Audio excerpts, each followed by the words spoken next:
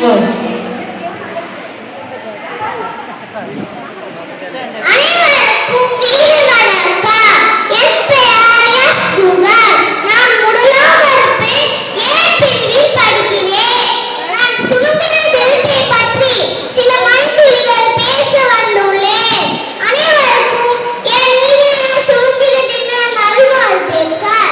நம் இந்திய திருநாடு 1947ஆம் ஆண்டு ஆகஸ்ட் 12ஆம் தேதி சுதந்திர காற்றை சுவாசித்தது. சும்மாவே கிடைத்த சுதந்திரம் எத்தனை போராட்டங்கள், எத்தனை தியாகங்கள்!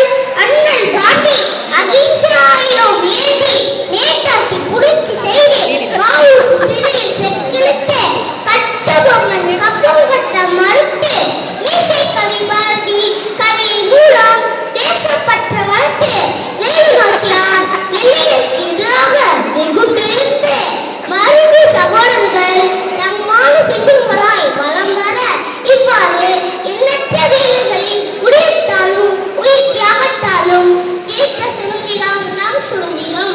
இன்று நம் நாட்டில் 79வது சுதந்திர தினத்தை கொண்டாடுகிறோம். இந்நாள் சுதந்திர போராட்ட தியாகிகளை நினைவு கொண்டு நன்றி செலுத்தும் புனித நாளாகும்.